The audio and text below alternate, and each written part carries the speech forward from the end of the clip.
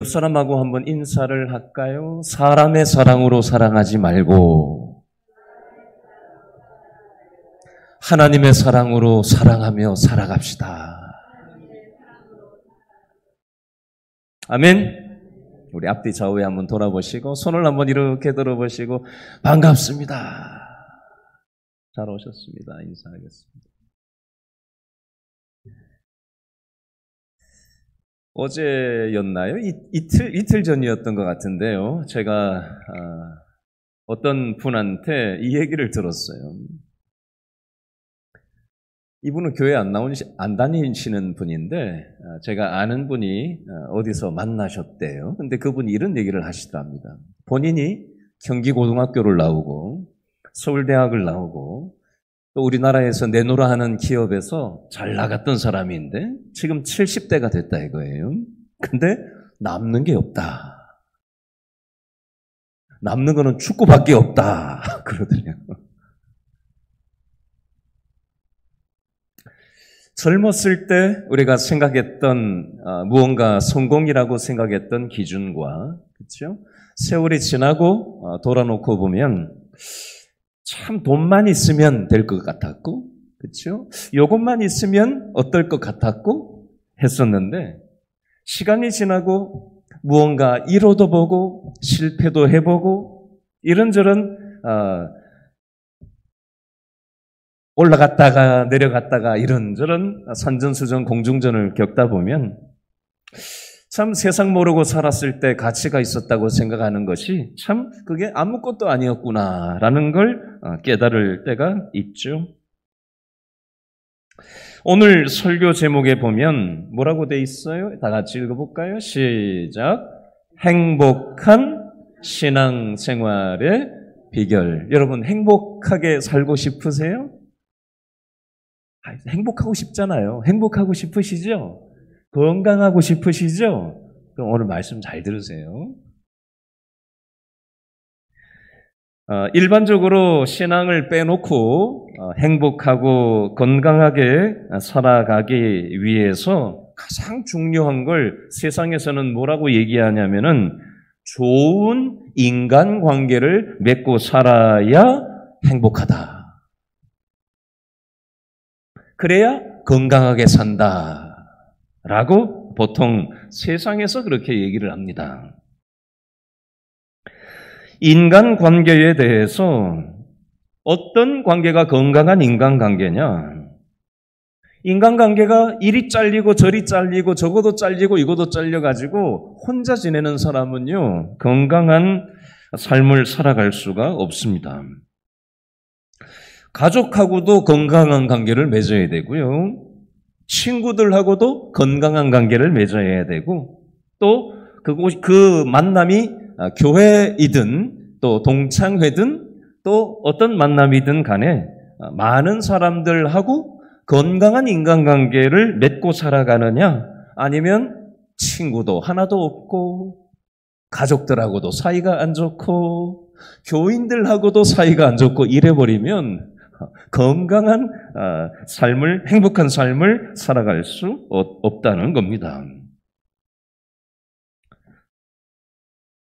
이게 건강한 관계를 맺으면요, 뇌 기능도 좋아지고요, 또 건강하기도 하고 행복하기도 한다고 합니다. 그런데 건강한 관계를 맺지 못하고 살아가면 뇌 기능도 빨리 저하가 되고요, 또 장수하는데도 별 도움이 되지 않는다고 합니다. 그리고 외롭게 살면 알츠하이머나 치매하고도 연관이 된다고 합니다. 두 번째, 건강하고 행복한 일반적인 삶을 얘기하는 거예요. 성경의 원리 이전에.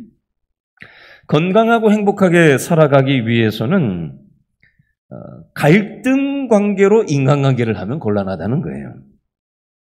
그리고 배우자가 있어가지고 결혼 생활을 하기는 하는데 애정이 1도 없어요. 그런 결혼 관계라면 이건 굉장히 건강에, 정신 건강에 해롭다는 겁니다. 내가 지금 어떤 인간관계를 하는 데 있어서 만족하면서 인간관계를 맺으면서 살아가고 있는가? 뭐 친구도 있고 누구도 있고 뭐 이런저런 인간관계가 뭐 많이 있기는 많이 있는데 질적으로는 별로 건강한 좋은 관계가 아니라면 그건 행복하고 건강한 인간관계로 우리를 만들어갈 수 없다는 겁니다. 세 번째는 이 좋은 인간관계는요, 우리의 신체 건강과 뇌 건강에 보호막같이 그런 기능을 한다고 합니다. 그리고 좋은 인간관계를 맺으면서 살아가는 사람들은 기억도 선명해진대요. 근데 건강하지 못한 인간관계를 맺고 살아가는 사람들은 기억력도 빨리 흐려지고 뇌 건강도 약해지고 보호막이 없어지니까 이게 건강, 신체적인 거나 정신적인 건강에 치명상을 입게 된다고 합니다. 연구하는 학자들이 이렇게 얘기해요. 젊은 시절에는 돈이 있으면, 성공을 하면, 많은 것을 성취를 하면 좋은 삶이 될 것이라고 생각을 하지만, 그리고 또 열심히 성취를 하고 많은 돈을 끌어모으고 높은 데 올라가려고 길을 쓰고 살아갑니다. 젊었을 때는. 그런데 점점 세월이 가고 야, 이거 돈 가지고 되는 게 아니구나. 그죠? 그럼 느낄 때가 있잖아요. 그죠? 가족의 소중함을 깨닫게 되고 친구의 소중함을 깨닫게 되고 누군가 힘들 때 내 마음을 나눌 수 있는 그런 인간관계가 있는 것이 돈보다 성취보다 더 소중한 가치라는 걸 깨달을 때가 있어요. 그래야 행복한 삶을 살 수 있다는 겁니다. 좋은 인간관계를 맺으려면 어떤 자질이 필요하냐? 다른 사람을 배려할 줄 알고, 다른 사람을 존중할 줄 알고, 또 이게 대화가 좀 통해야 돼요. 그래야 이게 관계가 맺어지죠. 그냥 자기 얘기만 해버리면 그게 관계가 맺어지겠어요? 지만 잘난다? 이렇게 되죠. 그럼 좋은 건강 관계가 맺어질 수가 없어요. 주거니 받거니 소통이 잘 이루어져야 되고 다른 사람을 존중할 줄 알고 돈이 있다고 존중하고 돈이 없다고 밟아버리는 건 그건 존중의 태도가 아니죠. 다른 사람을 배려할 줄 알고 자기 생각만 하고 자기 입장만 이렇게 얘기하기보다 다른 사람을 챙겨줄 줄도 알고 들어줄 줄도 알고 배려할 줄도 아는 그런 사람이 좋은 인간관계를 맺을 수가 있고 결국은 행복한 삶이 될 수 있다는 겁니다. 자, 그러면 좋은 건강 인간관계를 통해서 행복하게 살 수 있는데 반대 얘기를 해볼게요. 그러면 좋은 인간관계를 맺지 못하고 우리를 행복하지 못하게 만드는 방해 요인은 무엇일까? 오늘 두 가지 측면에서 말씀의 원리를 가지고 좀 살펴보려고 합니다. 첫 번째, 우리가 행복하지 못하게 만드는 좋은 인간관계를 맺지 못하게 만드는 첫 번째가 뭐냐면요. 따라합니다. 경쟁심. 네가 높냐? 내가 높냐? 네가 잘났냐? 내가 잘났냐? 뭐 이런 거 있잖아요. 두 사람만 모여도 서로 네가 잘났냐? 내가 잘났냐? 네 말이 맞냐? 내 말이 맞냐? 이러잖아요. 그죠? 그 경쟁심. 내가 높고자 하는 마음. 배우자 간에도 그죠? 네가 맞냐? 내가 맞냐? 네가 잘났냐? 내가 잘났냐? 부모 자식 간에도 네가 잘났냐? 내가 잘났냐? 어디 가나? 이 경쟁심. 두 번째는요, 따라합니다. 누가 옳은가? 누가 옳은가? 보통 이렇게 생각하죠. 나는 옳고 너는 틀렸어. 이 생각이 있으면요, 행복할 수가 없어요. 오늘 두 가지 요 측면 가지고 얘기할 거예요. 여러분, 우리는 교회 생활을 합니다. 신앙 생활을 해요. 교회 생활을 해요. 이 제목에 지금 행복한 신앙생활의 비결이라고 되어 있는데 우리가 교회 생활을 하는데 신앙생활을 하는데 왜 행복하지 못할까요? 경쟁심 때문에 그래요. 나는 옳고 너는 틀렸다라는 생각을 가지고 달려드니까 신앙생활이 행복하지 않은 겁니다. 그러다 보니까 어떤 결과가 오느냐? 성도들끼리 원수 관계가 됩니다. 왼수가 돼요. 그리고 나는 옳은데 너가 틀렸어? 그러면 못 견디는 거예요. 그러니까 교회를 떠난다든지 이런 불행한 일들이 생기는 겁니다. 자, 예를 들어 보겠습니다. 예수님의 제자들이 3년 동안이나 예수님을 쫓아다녔어요. 그런데 이 예수님의 제자들은 3년 동안이나 예수님을 쫓아다니면서 같이 먹고 자면서 배웠는데 계속해서 어떤 마음이 있었냐? 경쟁심을 버리지를 못했습니다. 그 근거가 마태복음 20장 21절에 보면 나와요. 세베대의 두 아들, 내 아들을 예수님이 정권을 잡으면 내 아들을 오른쪽에, 예수님 오른쪽에 앉혀주시고 내 아들을 예수님의 왼쪽에 서열 1순위, 2순위에 앉혀주십시오 라고 하는 장면이 나와요. 이때 그 얘기를 듣고 있었던 나머지 10 제자가 마태복음 20장 24절에 보니까 화를 내는 장면이 나와요. 자, 왜 이런 일이 생기죠? 경쟁하는 거예요. 예수님이 정권을 잡으면 내가 1번이 돼야지. 2번이 돼야지. 왜 너만 1번이 되냐? 왜 네가 2번이 되냐? 나도 1번이 돼야지. 내가 2번이 돼야지. 왜 니들만 1번, 2번이 되냐? 그러고는 10명의 제자들이 다 화를 냈다는 거예요. 이게 뿌리에는 경쟁심이 있더라는 겁니다. 이 경쟁심이 이 제자들을 불행하게 만들었고 저와 여러분이 신앙생활하면서도 교회 생활하면서 이 끊임없는 경쟁심이 아닌 것 같은데 이것 때문에 우리가 신앙생활이 불행하게 되더라는 겁니다. 심지어는 창세기 에덴 동산에서도 이 경쟁심이 사람들의 마음속에 있었어요. 사단이 사람을 불행하게 만드는 걸 잘 알거든요. 그래서 사단이 뱀이 하와를 뭐라고 꼬드기죠? 선악과를 따먹으면 어떻게 된다? 하나님처럼 될 수 있다라고 하나님하고 경쟁을 부추깁니다. 사람끼리 경쟁도 모자라가지고 하나님하고 경쟁을 해보자는 거예요. 이 죄성이라는 게 이 경쟁심, 하나님처럼 높아지고 싶은 마음, 그 마음 때문에 사람이 어떻게 되죠? 에덴 동산에서 추방이 되고 인류는 계속해서 이 경쟁심 때문에 싸움을 하고 불행하게 살아가고 있습니다.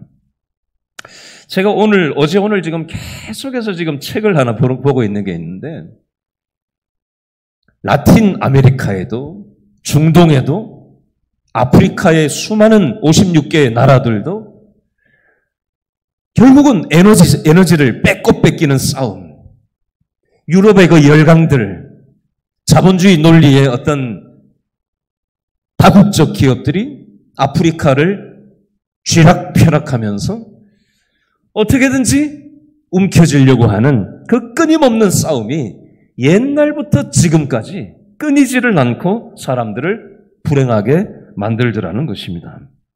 이것은 국가 간에만 그런 게 아니라 우리의 가정 안에서도 우리의 교회 생활에서도 직장 생활에서도 이 뿌리 깊은 이 경쟁심이 우리를 불행하게 만들더라는 것입니다.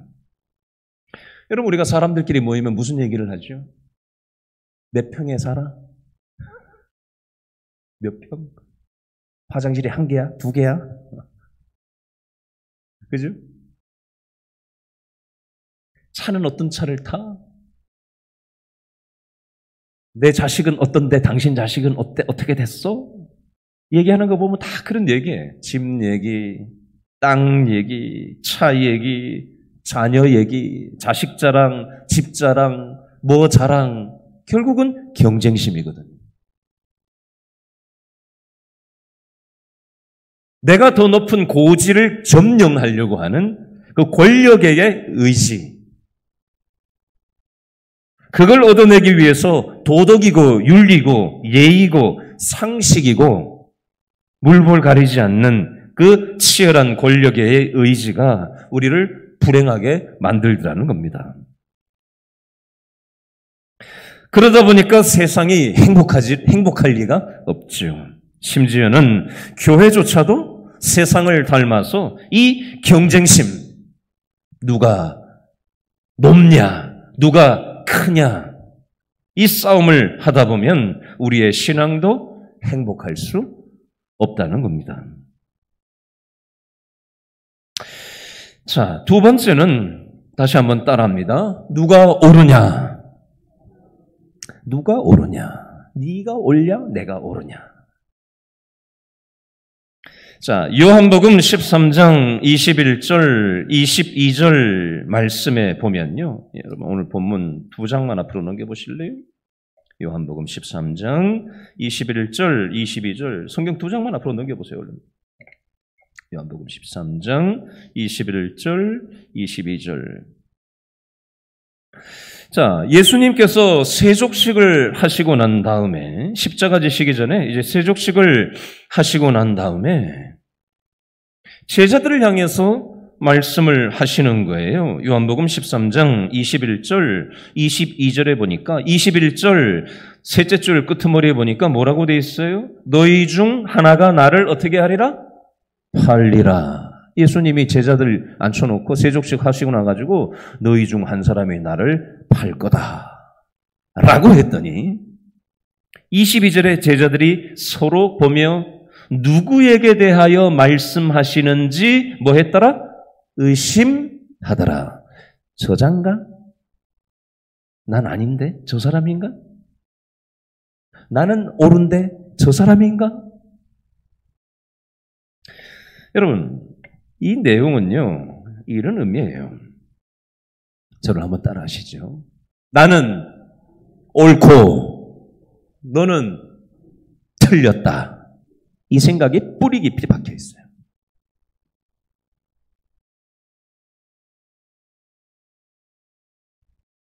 나는 선하고 너는 악한 인간이다. 나는 의롭고 너는 불의한 인간이다. 이게 뿌리 깊이 깔려 있어요. 여러분, 이 정신이 뿌리 깊이 깔려 있으면요, 교회가 행복해질 리가 없습니다. 뭐 이런 거죠. 예를 들면 목사님이 있어요. 근데 목사님이 성도들을 향해서 목사인 나는 옳은데 성도들은 틀렸어. 뭐 이 정신이 뿌리 깊게 깔려 있다고 생각해 보세요. 그 목사 마음이 행복한 마음이 되겠어요? 반대도 있습니다. 성도들이 우리 목사님은 틀렸어. 우리는 맞는데. 이 정신을 가지고 그 뿌리 깊은 마음이 있는데 그 교회가 그 관계가 행복할 리가 있겠어요? 성도들끼리 이렇게 생각하는 거예요. 나는 옳은데 저 인간은 왜 저러냐. 뭐 이런 거 있잖아요. 나는 옳은데 넌 틀렸어. 너는 맞는 게 1도 없어. 뭐 이렇게 생각하는 거죠. 그 사람 전 존재를 부정해버리는 거예요. 그런데 무슨 행복이 오겠어요? 그 관계에서. 그러니 행복한 신앙생활이 경험될 리가 없습니다. 여러분, 오늘 성경 말씀 본문은요, 요한복음 15장 9절부터 14절 말씀이에요. 자, 오늘 본문 한번 펴보시겠어요? 요한복음 15장 9절부터 14절 말씀이에요. 자, 오늘 요한복음 15장 9절부터 14절 말씀에 제일 많이 써 있는 단어가 뭐죠? 한번 빠른 속도로 한번 더 읽어보겠습니다. 15장 9절부터 14절 시작.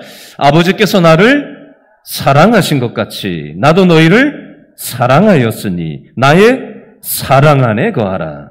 내가 아버지의 계명을 지켜 그의 사랑 안에 거하는 것 같이 너희도 내 계명을 지키면 내 사랑 안에 거하리라. 내가 이것을 너희에게 이름은 내 기쁨이 너희 안에 있어 너희 기쁨을 충만하게 하려 함이라. 내 계명은 곧 내가 너희를 사랑한 것 같이 너희도 서로 사랑하라 하는 이것이니라. 사람이 친구를 위하여 자기 목숨을 버리면 이보다 더 큰 사랑이 없나니 너희는 내가 명하는 대로 행하면 곧 나의 친구라. 아멘. 제가 강조하면서 읽었어요. 오늘 본문의 핵심 단어가 뭐예요? 사랑이에요. 여러분, 행복한 신앙생활의 비결은 뭘까요? 사랑이에요. 사랑. 내 옆에 있는 사람을 사랑의 대상으로 볼 때 우리의 신앙생활이 행복할 수 있다라는 것입니다. 저를 한번 따라 하시죠. 사람은 사랑의 대상이다. 경쟁의 대상이 아니다. 옆에 있는 사람 한번 쳐다보실래요? 니보다 내가 높냐, 낮냐? 이보다는 내가 높지. 뭐 이러고 한 자락 깔고 보는 거 있잖아요. 그렇지? 그건 경쟁심에 뿌리를 둔 거예요. 나는 옳고 너는 틀렸어. 얼굴은 웃는데 너는 X야. 이러고 보는 거죠. 1도 O가 없어. 너는 100% X야. 너는 X. 너도 X. 쟤도 X. 그 마음으로 어떻게 행복이 오겠어요, 신앙생활. 지옥이 되는 거죠. 여러분, 오늘 성경에 보니까 사람을 볼 때 경쟁의 대상으로 보지 말고 나는 옳고 너는 틀렸다고 보지 말고 사랑의 대상으로 봐야 행복하다라고 말씀합니다. 디모데전서 6장 10절에 보니까 무엇을 사랑함이 일만하게 뿌리가 되나니? 디모데전서 6장 10절 무엇을 사랑함이 일만하게 뿌리가 되나니? 이것을 탐내는 자들은 미혹을 받아 믿음에서 떠나 많은 근심으로 자기를 찔렀도다. 뭘 사랑함이? 돈을 사랑함이 일만하게 뿌리가 된다는 표현이 나와요. 여러분, 돈을 사랑하는 마음이 아니라 우리는 뭘 사랑하는 마음이 있어야 되느냐? 사람을 사랑하는 마음이 있어야 돼요. 여러분, 우리가 어떻게 기도해야 되느냐? 하나님, 나 돈 좀 주세요. 대박 나게 해주세요. 이런 거 기도하면 안 돼요. 준비도 안 된 사람한테 돈이 몰려보세요. 그 사람이 신앙생활 제대로 간소하게 할 수 있겠어요? 망하는 길일 수 있어요. 오히려.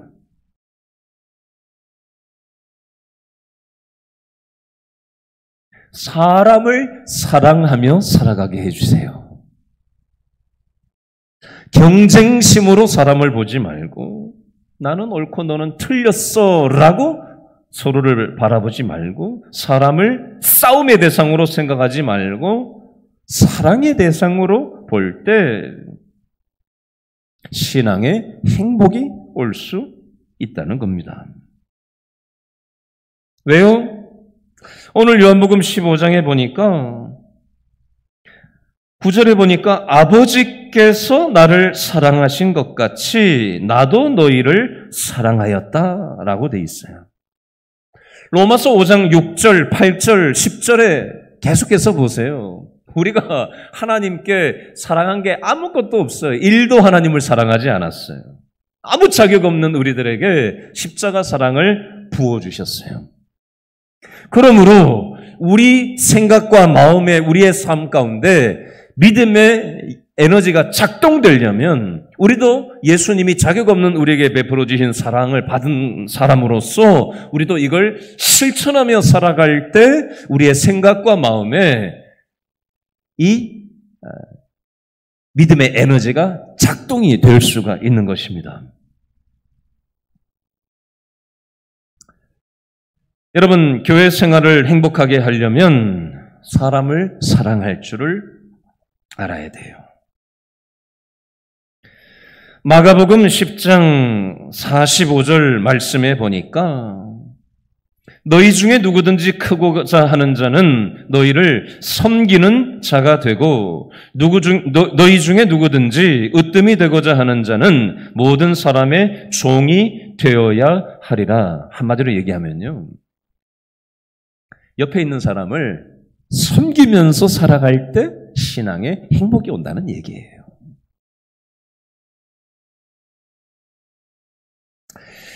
자, 예를 들어보겠습니다. 이 예를 들고 오늘 말씀을 마칠 거예요.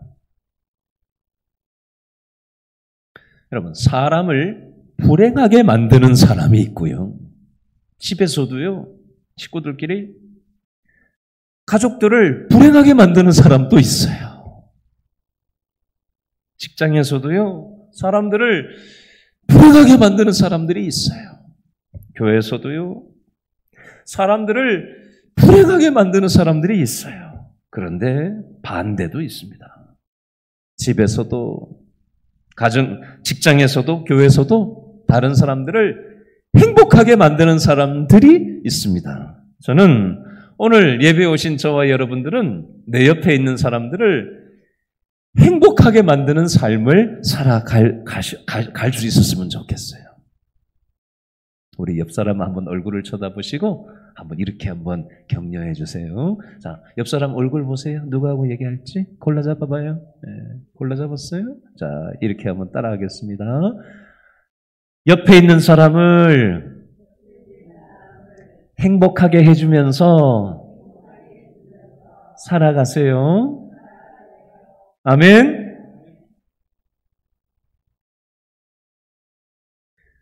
여러분, 저는 농구를 좋아하는 사람은 아닌데, 농구의 황제라고 하는 마이클 조던이라는 유명한 전 세계적인 농구 선수가 있었어요. 근데 이 마이클 조던을 농구 선수로 키워낸 감독이 있습니다. 이 사람 얘기를 하려고 해요. 스미스라는 이름의 감독인데요, 신앙생활을 잘하는 분이었나 봐요. 이 스미스 감독이 죽고 장례식을 하는 날이었다고 합니다. 10,000명의 사람들이 장례식에 참석을 했대요. 10,000명, 100명이 아니라 1,000명도 아니라 10,000명의 사람들이 이 스미스 농구 감독 장례식에 참여를 했대요. 유명한 이 전 세계적인 농구 황제라고 불리는 마이클 조던이 자기 스승이었던 이 감독을 향해서 이렇게 얘기했대요.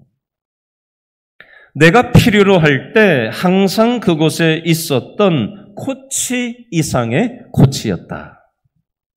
나의 멘토이며 선생님이며 제2의 아버지였다. 이렇게 얘기를 했대요. 이 스미스 감독은 자기가 죽기 막전에 이런 일을 했다고 합니다.